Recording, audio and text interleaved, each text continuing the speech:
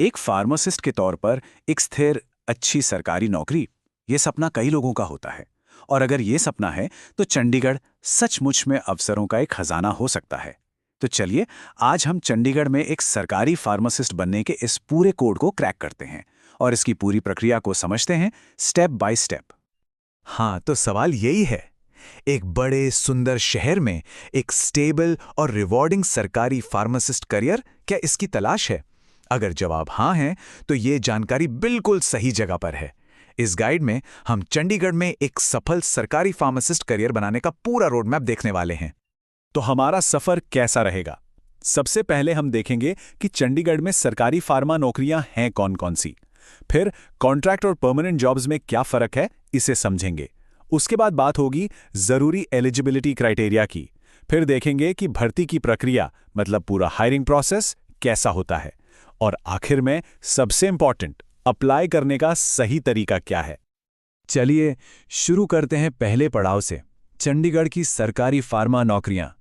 और यकीन मानिए, इसे अवसर का एक केंद्र कहना गलत नहीं होगा। यहाँ इतने बढ़िया, इतने प्रतिष्ठित संस्थान हैं जो लगातार अच्छे फार्मासिस्ट ढूंढते रहते हैं।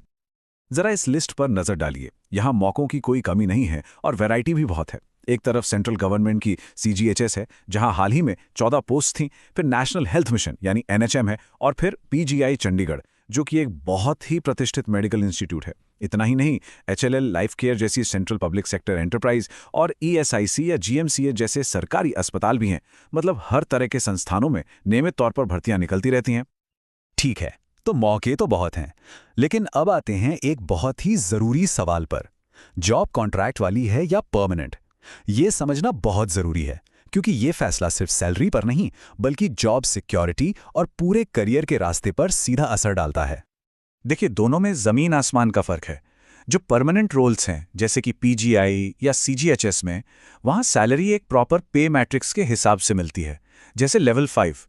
इसमें समय के साथ इंक्रीमेंट और दूसरे सरकारी फायदे जुड़े होते हैं। दूसरी तरफ है कॉन्ट्रैक्ट वाली नौकरियां, जैसे HLL लाइफ केयर या NHM में। यहाँ एक फिक्स्ड कंसोलिडेटेड सैलरी मिलती है, जैसे कि ₹16,037 महीना। जाहिर है, परमानेंट रोल्स में करियर की स्टेबिलिटी और लॉन्ग टर्म बेनिफिट्स कहीं ज्यादा होते हैं। ओके, तो अब जब नौकरियों के प्रकार समझ आ गए हैं, तो अगला सवाल है, क्या कोई इन जॉब्स के लिए एलिजिबल है?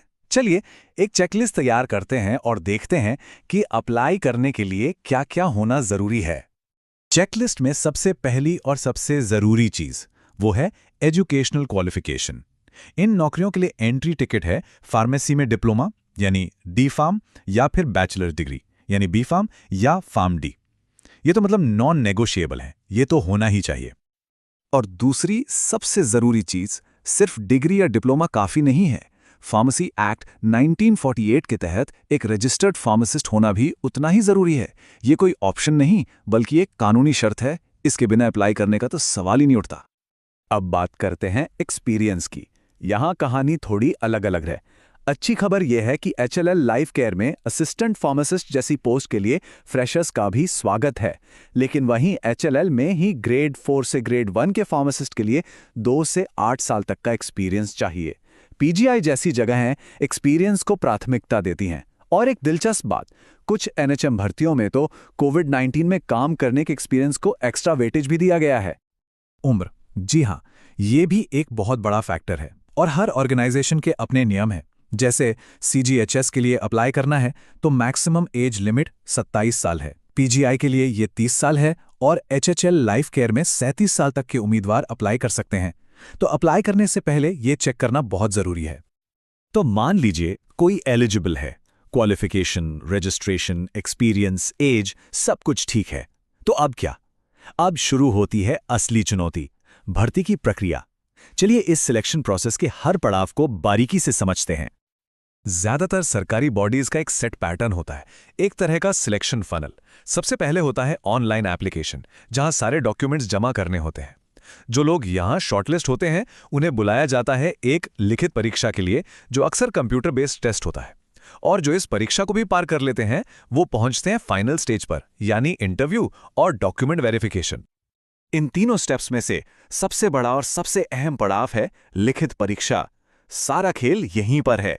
यहाँ पर फार्मेसी की जो कोर नॉलेज है, मतलब जो कुछ भी पढ़ा है, उसकी असली परख होती है। अब सवाल उठता है कि टेस्ट में पूछते क्या हैं? तो चलिए एक असली सवाल देखते हैं। ये गवर्नमेंट मेडिकल कॉलेज चंडीगढ़ के फार्मासिस्ट एग्जाम में पूछा गया था। इनमें से कौन सी दवा इंट्रानेजल रूट से दी जाती है? देखिए, ये सवाल दिखाता है कि वो सिर्फ रट्टा रटाया ज्ञान नहीं, बल्कि प्रैक्टिकल समझ को भी टेस्ट करते हैं। एक और उदाहरण देखें, ये और भी क्लिनिकल है। एक मरीज वॉरफरिन पर है और उसे ब्लीडिंग हो रही है। इसका एंटीडोट क्या है? जवाब है विटामिन के। इस तरह के सवालों से ये साफ हो जाता है कि सिर्फ दवाइयों के नाम ही नहीं, बल्कि असली क्लिनिकल सिचुएशन को संभालने की भी पूरी जानकारी होनी चाहिए।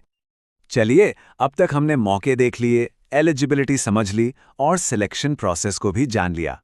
अब आते हैं सबसे आखिरी और सबसे जरूरी कदम पर, अप्लाई कैसे करना है। ये है एक्शन प्लान। तैयारी के लिए वक्त कितना मिलता है, इसका अंदाजा इस टाइमलाइन से लगाइए। ये HLL लाइफ केयर की एक भर्ती का उदाहरण है।